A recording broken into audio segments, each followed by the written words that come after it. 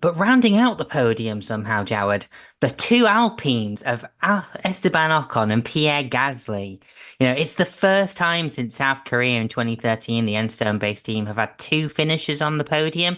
How impressed were you with the French team today, who picked up a sizable haul of points and jumped from ninth to fifth in the championship?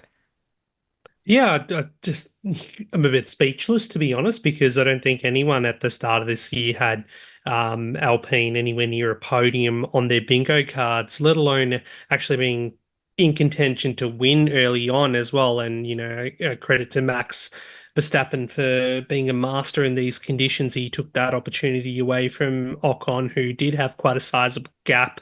It must be said, before the red flag, I believe, but yeah, for all the stuff that that team has been through, and by no means this is like, don't call it a comeback, I'd say, but this is motor racing, I guess. When you have a weird and wacky, rain affected race like this, you can often see some surprise results come out, and it's all about being in the right place at the right time. And for both the Alpines, it was not pitting before the red flag. In fact, I think they said in the commentary that, the Alpine pit crew didn't have to do anything all day because they got to change the tyres under the red flag conditions, so they didn't have to do a live pit stop during the race.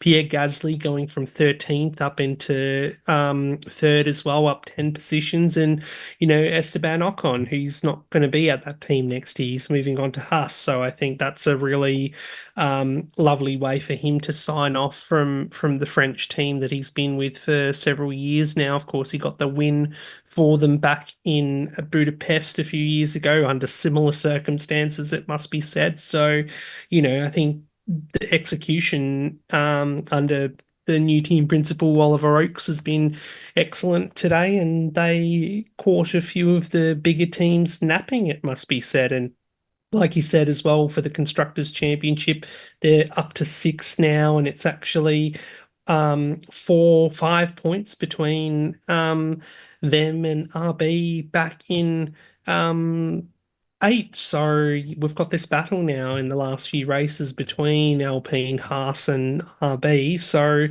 yeah, like what do they say? $50 million, I think this race is worth for Alpine, because it potentially may, if they stay in this position after the next few races, it could be that big injection that they've been looking for cash-wise, and hopefully it will result in them actually wisely spending that money on development and infrastructure moving forward. Drive to Survive just got their season finale like hook of, the championship battle reigniting for the midfield towards the end of the season, as though we've not been talking about Alpine finishing potentially ninth, 10th for, well, definitely not 10th, but ninth or eighth for like the last good few weeks, completely ruining our own narrative.